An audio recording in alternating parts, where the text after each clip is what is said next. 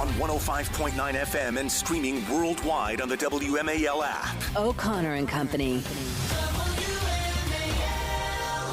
It's 7:06 on O'Connor and Company. Thanks for tuning in here on this Monday morning in the nation's capital. Coming up at 7:35, Ian Pryor, who is going to talk about a big win for parents in Fairfax County against that school board. 8:05, Rick Mays, Washington Post, talk about the sporting events at the Olympics for once. And then at 8:35, Scott Smith, dad of that Loudoun County child who was assaulted, and now the perpetrator is out on the loose without any notification to the victims. We'll talk about that coming up. I'm Larry O'Connor with Julie Gunlock. Good morning. Good morning, Julie. Good morning. And we've also been talking all morning long. As I said, I think with respect to former President Trump, there's some question about whether or not it's a bullet or shrapnel that hit his ear. We're talking about that. We're talking about that moment with Director Christopher Wray of the FBI, but we're also talking about kind of the news vacuum here about this extraordinary event in American history that we all witnessed only 16 days ago that has now been memory hold, in some cases with Google and big tech, purposefully memory hold. Even if you're seeking out information about the assassination attempt of Donald Trump, you've got to search far and wide for it. And while not here, we actually think it's sort of a big deal, and we're going to continue talking about it. Joining us now to unpack some of the latest that we're learning is Joe diGenova, of course, a former U.S. attorney for the District of Columbia, and our regular guest every Monday morning. Good morning, Joe. Good morning. Good morning.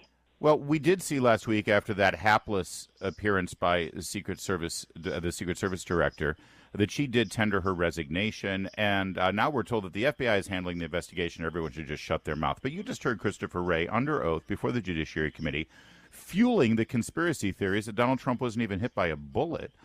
The FBI walked that back within 24 hours. But this is, again, the American people would like a real investigation, an independent investigation, and we'd love a news media to actually treat this like it's a big story. Well, the FBI director, Christopher Wray, is an incompetent and always has been. He was chosen by the Bush people for Donald Trump to replace Jim Comey. And he was warned, and I can tell you that Victoria and I personally warned the Trump people that Christopher Wray was a big mistake and he should not be nominated. And we were told, well, he's only being considered to please the Bush people. And then, of course, bingo, he was chosen. The truth is, at that time in the Trump presidency, you couldn't talk to anybody there. They didn't want to listen to people. They weren't organized. They didn't know anything about personnel. And Christopher Wray, for anybody who knew him from his time as Assistant Attorney General in the Bush administration, knew that he was lazy, he was incompetent, he wanted to get along, he didn't ever want to disrupt the bureaucracy. Victoria and I presented him with a series of allegations against a corrupt United States attorney in Delaware. He just blew them off, did nothing about it, because he didn't want to make any enemies, because he was always worried about his next job. And that's who he is. He's a guy who worries about his next job. As U.S. Attorney for the District of Columbia, you led the prosecution of John Hinckley, the last person convicted of the attempted assassination of a sitting president. Now, this, of course, Donald Trump is not a sitting president, but that was a big story. This should be a big story. And already, only 2 weeks in, the American people, many people in this country, are getting the sense that already we're not getting a fair, honest, and thorough investigation of this matter. And that's kind of important, isn't it? Yes, it's very important. And they're not. And that's why what Christopher Wray said at the hearing was so stupid.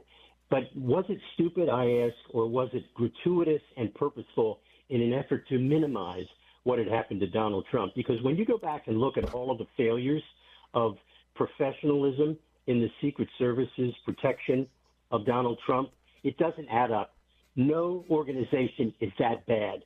You can't be that bad when your key job is to protect the person who is in your custody.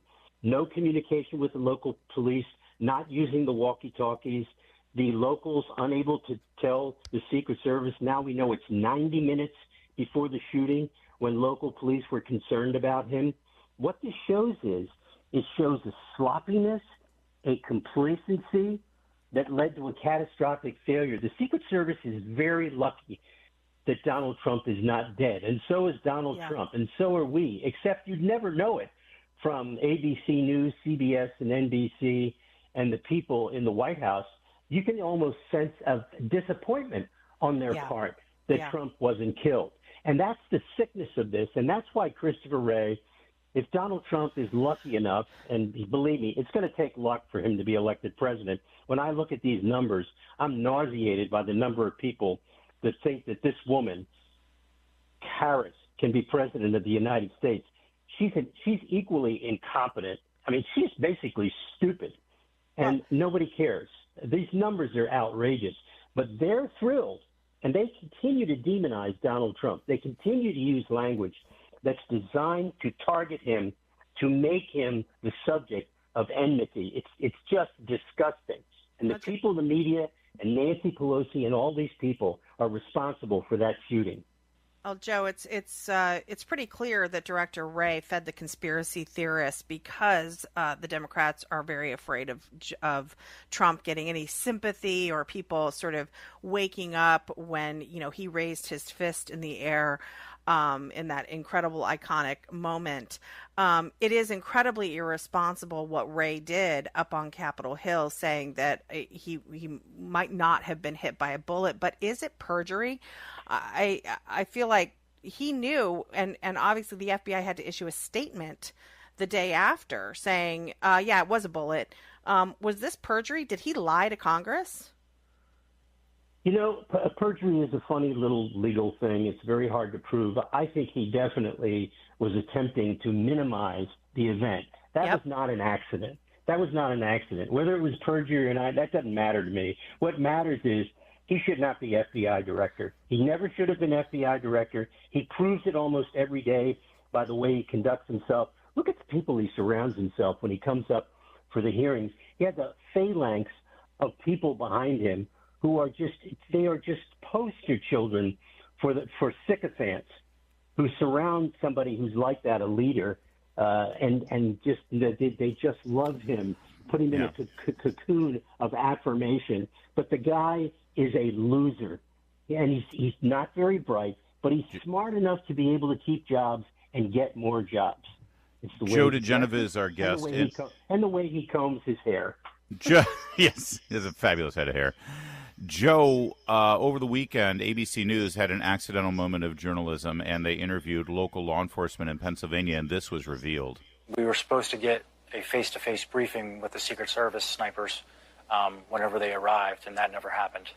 So I think that was probably a pivotal point where I started thinking things were wrong, because that never happened, and we had no communication with the Secret Service. You had no communication with the Secret Service at all on that Saturday?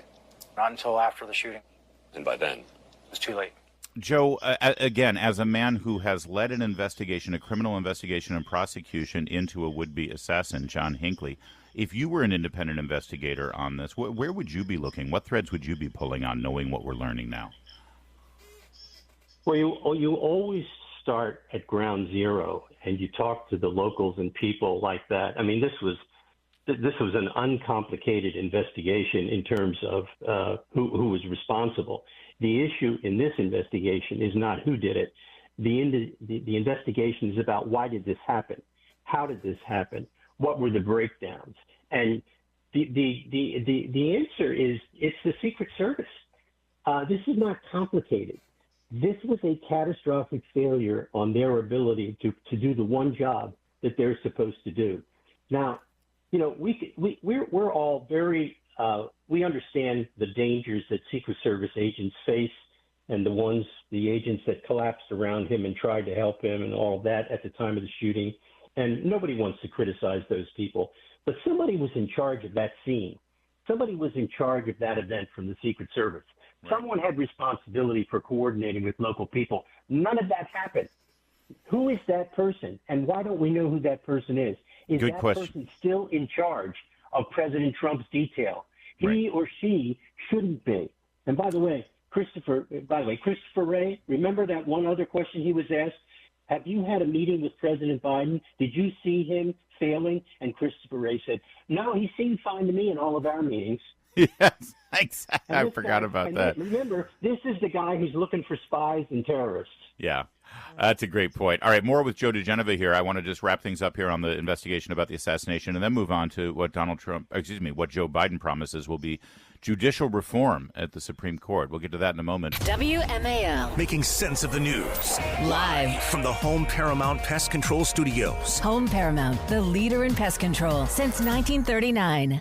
We continue with Joe diGenova, former U.S. attorney. And I just want to echo real quickly what you just said, that, you know, the brave men and women who surrounded Donald Trump and were willing to take a bullet for him, they're great, and we're not great.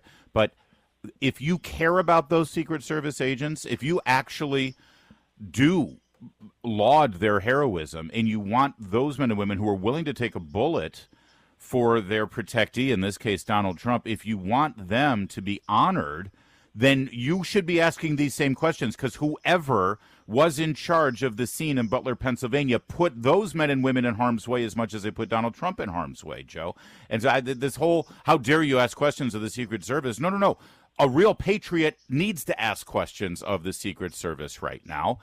The question is, who's conducting the investigation, and will we ever get answers to these things before the election? Sadly, I think we won't. Well, when you see Christopher Wray give testimony like that, all he does is embarrass the FBI and make people who care about these things and are professionals, people like me who've been a United States attorney and who have investigated things, look at them and say, are they really doing a good job? Are they really up to this? Should this be done by a commission, et cetera, et cetera? By the way, the crime's over. There's no conspiracy here. There aren't any other people. There shouldn't be any time wasted on that. The investigation here is, how did this happen? How did the Secret Service fail in its job? That's the issue. So, Joe, I want to shift a little to, so much has happened. It was a week ago we were talking about the abdication of Joe Biden from the Democrat ticket, and then he gave his prepared remarks at the Oval Office, which include a vow to continue what he's calling Supreme Court judicial reform. First of all, they've thrown some items out there like term limits for Supreme Court justices, a biting code of conduct for the Supreme Court. How would something like, and also, of course, expanding the Supreme Court, how exactly would that transpire? Does that require an amendment to the Constitution, since it is a separate but co-equal branch of government? Well, the number of justices on the Supreme Court is not set in the Constitution, and the number has gone up and down during our history. Now, we have settled on 9 as the appropriate number over a lengthy period of time. Remember, FDR tried to pack the court, and it was defeated by Democrats in the United States Senate, who thought it was a terrible idea for all the reasons it's a terrible idea now, which is the court is to function independently. And while we may not like its decisions, I didn't like a lot of the decisions from the Warren Court, but nonetheless, people lived with it, and the people were very upset, for example, with Miranda and giving criminal suspects their Miranda warnings, which has now become a part. And people were upset with that in law enforcement. They've grown to live with it. People are upset with the Dobbs case overturning Roe v. Wade. And the bottom line is, you can't make the Supreme Court a political animal and then claim that you don't like it because it's a political institution. The Democrats are creating an issue where one doesn't exist. They just don't like the decisions of the Supreme Court. And they claim that they want to get into an ethics code. There is an ethics code, and they want to have some sort of independent enforcement mechanism. And they're even suggesting that lower court judges would be ones to make decisions about whether or not justices have violated their own ethics codes. These are ideas that are so stupid in their concept that they're almost inconceivable. But here's the problem. When the President of the United States proposes them, they are automatically considered serious because he's the head of the executive branch, so we're supposed to listen to him.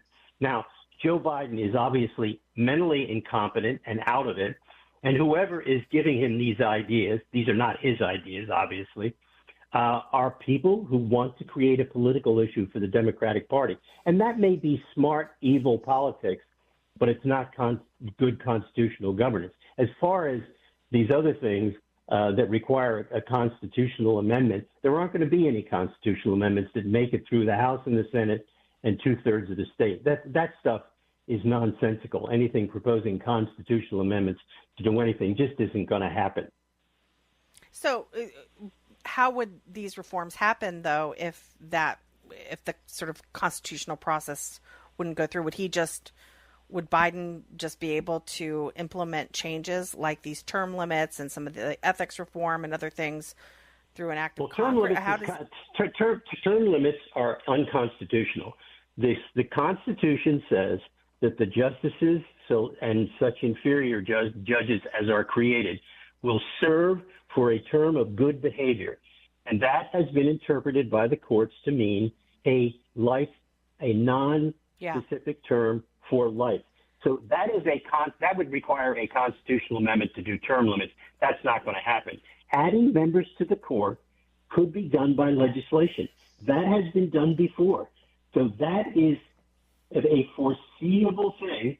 And if the Democrats were to take the House and the Senate in large enough numbers after the next election, they could do that. And, of course, obviously, they would have a president who would sign that legislation.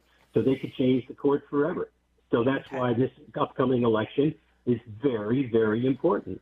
You gotta love the term limits proposal from a man who's been in a government job for 100 years. That I find particularly rich. But Joe diGenova, you gotta love them when they come in and say, if you don't resign, we're going to use the 25th Amendment on you, and all of a sudden, he's freed from the meddlesome priest. Yeah. I mean, it's unbelievable. It is. Oh, look at that. I do like a good old English reference. Free me of this meddlesome priest. Beckett, I believe that is. Thank you, sir. You can't pass that by me. I've seen the movie. Peter O'Toole. Now. On 105.9 FM and streaming worldwide on the WMAL app. O'Connor and Company. It's 7:36 on O'Connor and Company. Thanks for tuning in here. A super-duper busy Monday morning, as they all are. This 29th day of July, the last week of July, first week of August. Insanity how quickly this year is going by. Coming up at 8:05, Rick Mace, Washington Post, and talk about the actual sporting events at the Olympics and how the U.S. is leading in the medal count already. 8:35, Scott Smith out of Loudoun County will join us. I'm Larry O'Connor with Julie Gunlock. Good morning, Julie. What was that? Good morning. Judy Gunlock.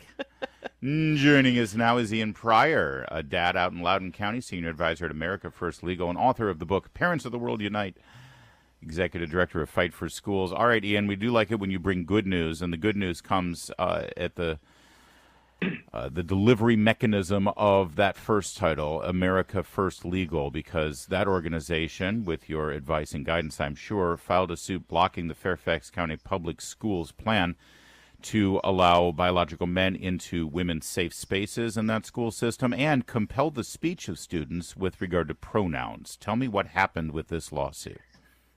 Hey, Larry. Hey, Julie. Thanks for having me. So we, as you stated, we filed on behalf of our client, I think in the late winter, spring, a case in Fairfax County Circuit Court seeking to enjoin those policies. The two policies at issue were forcing students to, use chosen pronouns of other students, and then forcing them to be able to share locker rooms, bathrooms with, members of the opposite sex. So the Fairfax County Public Schools filed a demur, which, is really like a motion to dismiss in circuit court. And that argument was heard on Thursday. And what the court said, we had 6 counts altogether.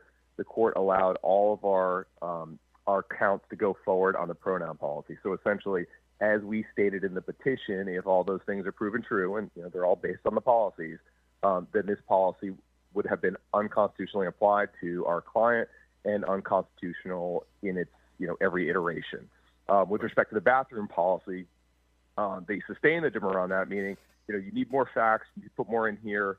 So we're going to give you 21 days to amend the complaint and come back to court with that claim. So mostly a big win, allowing us to go forward on the pronoun policy, and then with the bathroom policy, put our heads together and go from there. And again, as something like this, the policy is what it is. Everybody knows what the policy is, and if the court has now said, based on those facts in the case, it can go forward. One would assume the defendant in this case, the Fairfax County Public Schools or the Fairfax County School Board, more precisely, they would be talking to you about a settlement. It's all right. Maybe we can work with the language on the policy. Maybe we can accommodate. What can we do? Are you hearing anything from them, or they want this fight? They want the political division, don't they? Yeah, I think so. And what's interesting is that the controlling case here came out of the Virginia Supreme Court in December, a case called Flaming versus West Point School District. That case involved a professor who was fired for refusing to use pronouns. Supreme Court comes out with a huge decision, really a sweeping decision on free exercise rights and free speech rights in Virginia, and ordered it to go back down to the lower court because they said, look, the teachers' rights have been violated. Well, now West Point School District, I believe they've adopted Youngkin's model policies, so that case has essentially become moot. I don't know that we're going to see that in Fairfax County, to be honest with you. I think in Northern Virginia, these policies, they want to stick with them, and they are likely going to fight until they can't fight anymore. Well, Ian, let's consider who is the head of the Fairfax School Board. That's Carl Frisch, who was gavelled in to the chairmanship there on a stack of pornographic books that are currently stacked in many Fairfax County school libraries. So these, I think Larry, really nailed it there. They want this fight. They also love the publicity. They like coming off as heroes and sort of as guidance counselors to other school districts who want to do this. They are political. They did this with the masks, too. They doubled down. They hired lawyers. They did not want kids going maskless in school, so they hired a team of lawyers. They quickly dropped that case. But we're not going to see any backing down. We're not going to see any working with parents on this, despite clearly some parents having a problem with these policies, don't you think?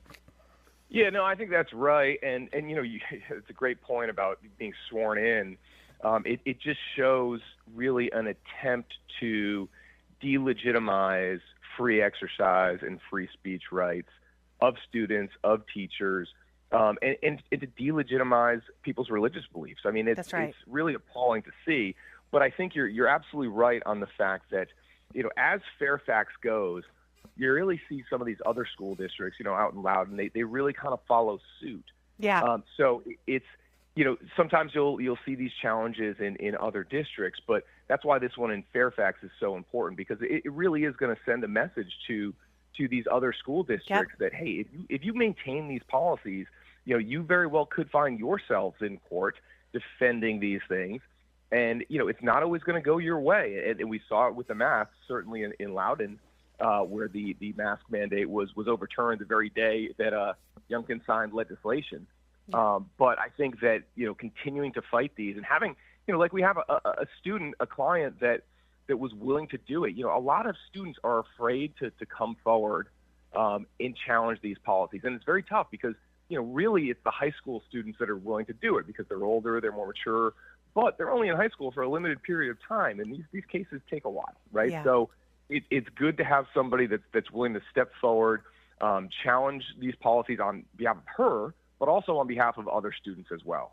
Yeah, it does take the students and their parents to initiate this, and then it takes groups like America First Legal, led by Ian Pryor in this case, in this whole Northern Virginia area with the schools, to take it up and fight it effectively, and that's certainly what you're doing in this case, Ian. Really appreciate that and appreciate you joining us. Absolutely. Thank you very much. Let's be very clear about this, because there has been a lot of mischaracterization. She was not in charge of the border. The Homeland Security Department is in charge of the border. She did do something important, though. She was assigned to conduct diplomacy with Central American countries. Yeah, and that didn't go well either. But that's Secretary Pete Buttigieg on Fox News Sunday with Shannon Bream yesterday. I got to say, when Pete Buttigieg lies so earnestly, and so his lies are from the heart, and he really believes them, or he certainly tries to convey that they're really earnest and true. It literally makes me so uncomfortable that somebody can lie that easily and that earnestly and really make people believe him. And We need to get Julie's microphone connected. sorry. For some He reason is there. a If you could, spooky- Michael, thank you for that. He is a spooky dude. That was my fault. He is a spooky dude, honestly. Watching him, first of all, it was incredibly frustrating. He lied throughout that appearance. He did. Frankly, there That's was just very one little of the lies. there was very little pushback, but yes, I agree with you. It's spooky watching him lie with ease like that. Let's be clear. By the way, the whole Kamala wasn't in charge of the border. She was in charge of... Can I just blow away? And again, if I love Shannon Bream. She's a sweet person. Not always equipped for this kind of thing. Because I would love to say, oh, well, Secretary Buttigieg, you're acting as though in some way being responsible for the border is a bad thing. Are you conceding that it's a complete and total freaking disaster? And that's why you're trying to remove Kamala Harris from it? I mean, let's just be clear here. If the Biden people or the Harris people or whatever the hell they are now, because they're completely, mixed marriage here, if they thought that Biden's immigration policies for the last 3.5 years were so great, they'd be hoisting Harris up on a statue right now. Yeah, you bet she was our border czar. That wasn't just it. That was also his comments on crime, saying crime. I've yes, got that. I know. I'm sorry. You're like, don't get ahead of me. I'm on a roll. But the lies throughout that interview. All right. Go on. Let's get. If you want to get to the crime numbers, let's get to the crime numbers. But I saw something else really important happening at the Republican National Convention on the border and the talk about immigration, which we all recognize is a problem, which is they tried to... Oh, do we all recognize that it's a problem? Yeah. Wait. Pause right there. Pause right there. Because for 3.5 years, y'all said that the border was secure. So again, this is what I mean by his just fluent ability to just lie after lie after lie. And I see people on the conservative side of media actually saying, oh, you have to hand it to Pete Buttigieg. He's a really good communicator. It's easy to communicate when you are so shameless with your lies. Yes, exactly. To paint this narrative that if you live somewhere far from the border and immigration hasn't affected you personally, you need to think that immigration is a driver of crime. No, immigration is not a driver of crime. Illegal crossings of people from MS-13 infested countries is a problem with it. But it's immigration. Vetting. Yes, no, I know. Oh, no, yes. you're just trying to scare people about immigration. No. People just looking for bread, Yeah. Mm-hmm. That was the real message. Immigration leads to crime. Well, there are blue state governors and mayors who say every state is a border state now. That's Democrats. Yeah, and now they're saying, but what the false message of the RNC was that this is leading to an increase in crime. Well, you and I don't think it's dispute, really though, the important that we cases talk about have crime. been very high profile about people. If they had not been in this country cases, illegally, this is my people point, would still right? be alive. Trying to make people think that crime is up when crime is down under Joe Biden and crime was up under Donald Trump. Now, the FBI literally is not getting crime statistics from places Also, like Los Angeles and New York and other states. They're not reporting crime. Yes, of course. They're not reporting crime. All this stuff on crime. But also, can we just talk about why is Pete constantly interrupting Shannon Bream? Kind of rude. Why are you mansplaining? Okay, let's use the language of the left, right? Yeah. You are so rude to Shannon Bream. You talk over her. You interrupt her. Because Shannon Bream is classy, and because she's a host but I'm just of the using show. this is you're not supposed to do this, Larry. You're not right. Supposed to I know. Do she should do the Kamala Harris thing. I'm speaking. She should do it. No, she should do the Joy Reid thing. Yeah. You don't come on my show and interrupt me, right? A little bit of that. It's 7:54.